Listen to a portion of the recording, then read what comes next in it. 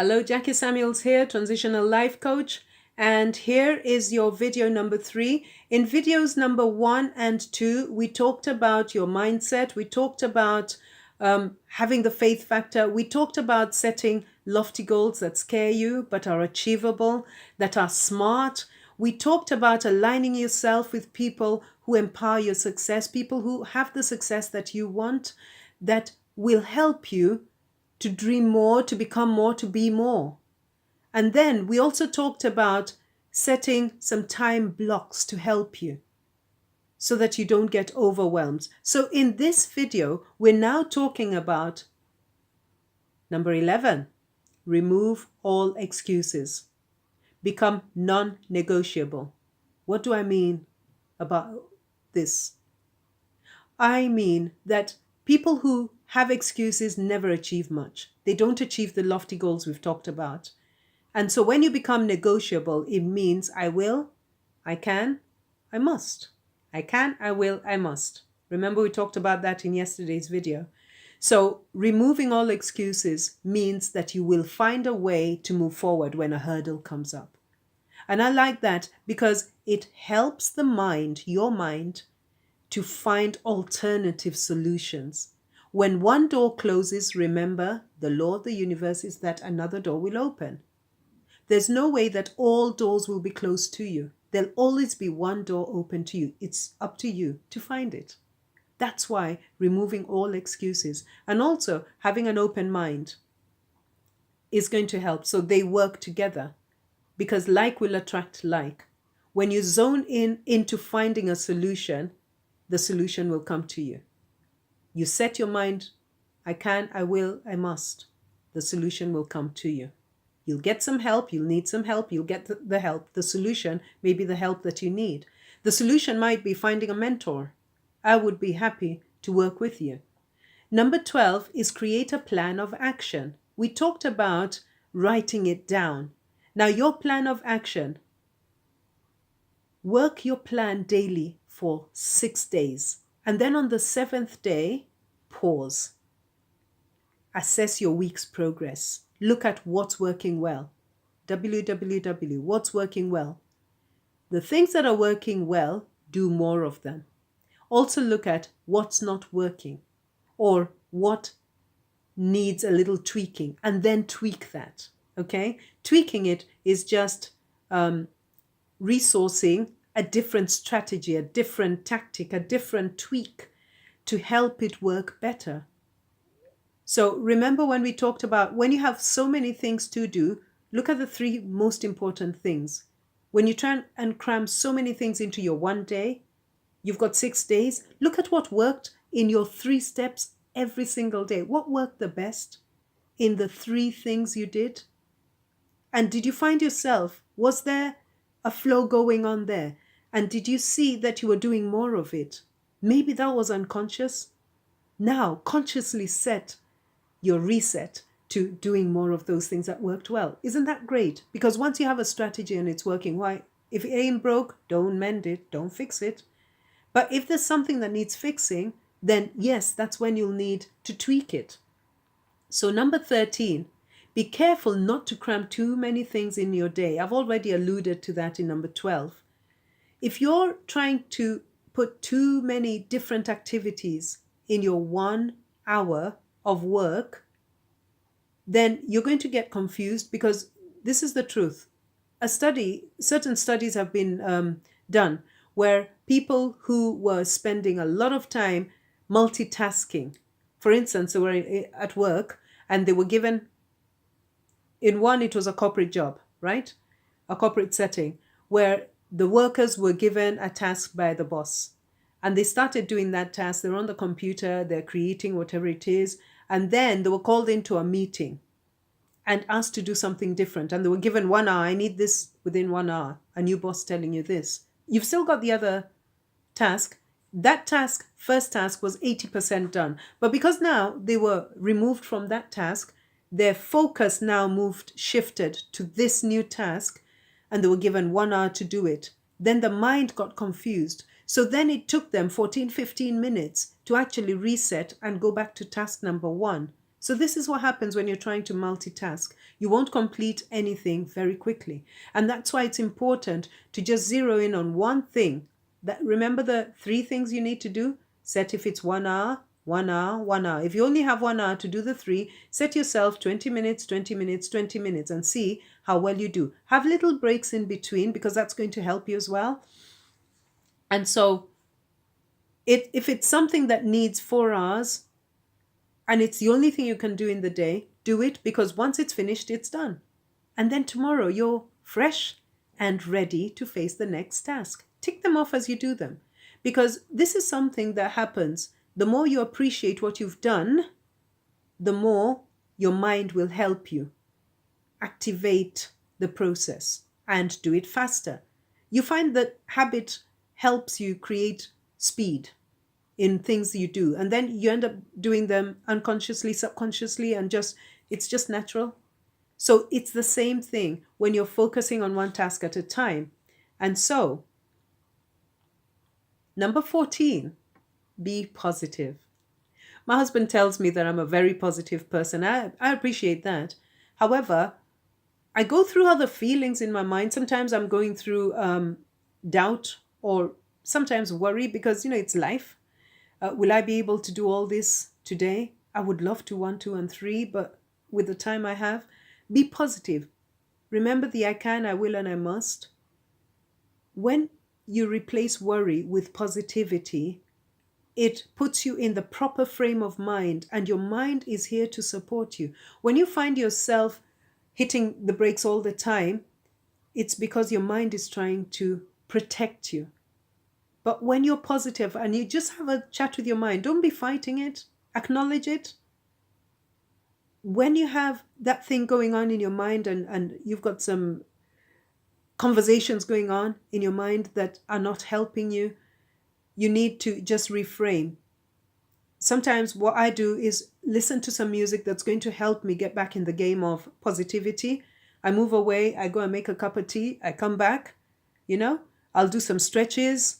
I just do something different to help me get out of that place, negative place. I might change rooms and work from a different room, because sometimes there's a heaviness that just comes on. I don't know if this happens to you or whether it's just me. I don't know.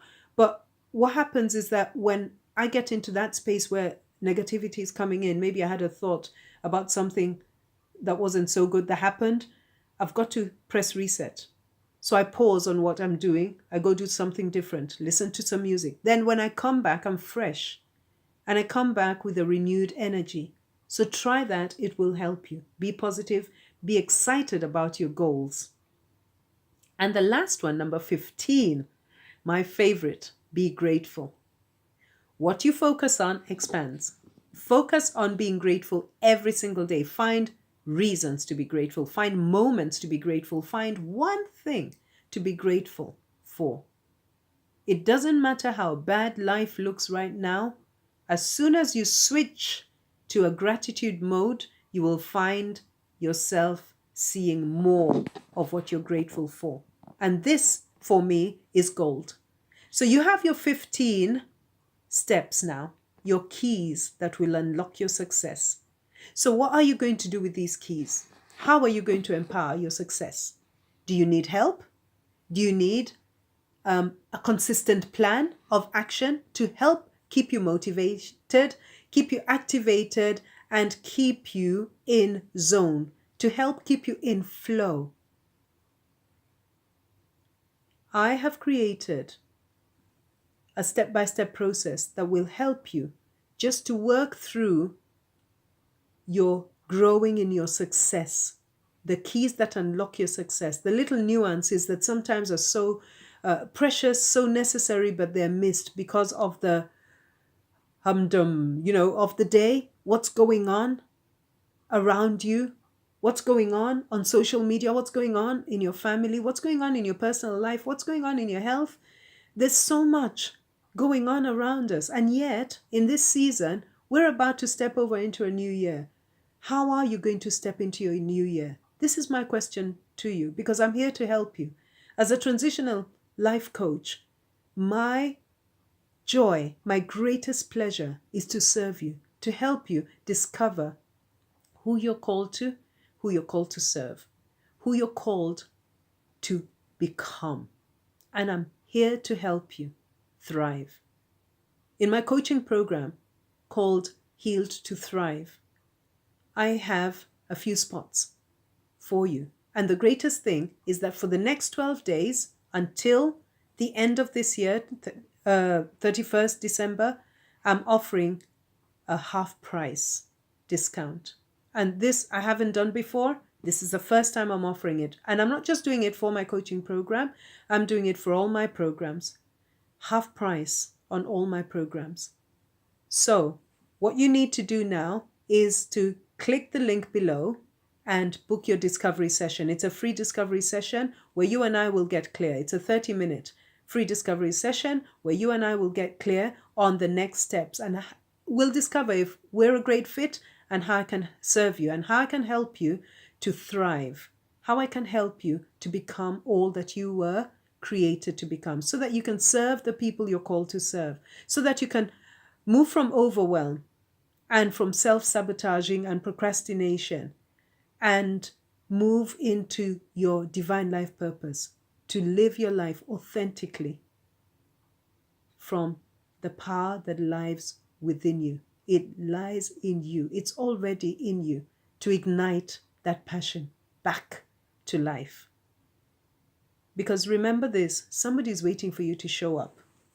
When I wrote this last song of my second CD, This Is My Time, I just shot this in August this year when I finished my book, Healed,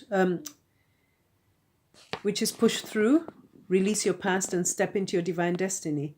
So when I finished my book, I had said that, Lord, my dad was unwell when I saw him last year in July at Heathrow, as he was on his way to go and see my brother in the US. So he stopped over in Heathrow, and one of my sons and I traveled from Birmingham to Heathrow in London. And we saw Dad. What we didn't know is that Dad was having an internal bleed. Now, this is how God works. When you set your voice in motion, He listens and He sets it in motion.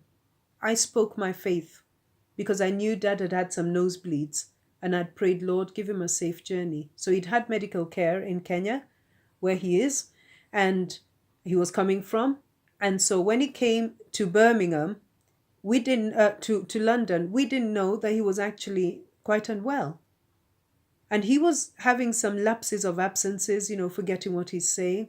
But he ate well. He talked all right. He walked all right, a bit slower than normal. But, for a man of 83, that wasn't anything unusual. And this is what happened after we parted. He missed that flight. I handed him over to security, and he told security, no, I can walk. I'm fine. Don't bother me. I'm cool.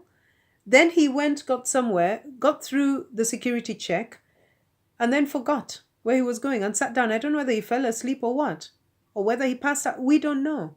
So then they called his name. He didn't hear it. And so they put him on the next flight because of his age. They figured, well, something's not right. But he looked all right. And as soon as he got to Washington, D.C., guess what happened? He collapsed. He passed out. And he was rushed to hospital. They did some emergency tests. And when they did the scans on his brain, they found that he was bleeding. Now, this is how the Lord works. I had asked the Lord to help me to be able to see Dad. I had started the writing journey. Now, when I heard 5 days later, when he was now released from hospital, discharged, my brother and sister-in-law told me, thank God Dad's finally at home now. And, this is what had happened. And, I said, Lord, preserve my dad so that I can finish writing my book and take my book, Push Through, to Dad in Kenya, because he was staying in the US 4 to 6 months, and then he was going to go back. So in Feb, he went back to Kenya. And in July, I finished my book. In August, I traveled to Kenya, and I was able to see my dad. And I also wrote 4 of those songs, of those 6 songs. This Is My Time. And the title of the CD became the last song, which I was given. It was divinely breathed to me as soon as I hit send to send the PDF of my book to my husband so he could take it to the printers. And so this is what happens when you align with who you're called to, what you're called to, your divine life purpose. Everything will start to operate. Everything will start to align with you. Everything will start to come to you. It's been my reality. I live it every day, and I want it to be your reality too. Because this is your time. This is your place. There is room for you in this place. This is your time and your place. There is room for you here in this place. So what will you do about your divine life purpose? What will you do about aligning with your divine life purpose? Go ahead, click the link below. Let's get you on that free discovery session. It's a free half hour, and then you will be able to discover how I can help you to align with your divine life purpose. And also, I believe in you. I know you can do this, and I know great things are ahead for you. So just step into your divine destiny by clicking that link below. And I want to just spend one quick minute to say thank you. I believe in gratitude, the power of gratitude. It unlocks the doors of abundance. Practice that every day. It's the last one I shared for a reason, for a serious reason. Step into your daily gratitude. And as you do that, you will discover the world aligning with you. Smile and the world will smile with you every single day. You will find that there are so many things to be grateful for. You listening to the sound of my voice, me sharing this message with you, this is divinely ordained. So everything happens in a specific time that's beyond our time. The one thing we need to do is say yes. That's the one thing we need to do. So that's what you need to do now. Go ahead, click your free discovery call link below, and I'm giving you a special bonus today. Unannounced, I've just got to do this. I'm going to give you my free gratitude log so that you can be writing down 3 things, 5 things you're grateful for every single day. As you do that, watch your world expand. God bless you, and I'll see you inside.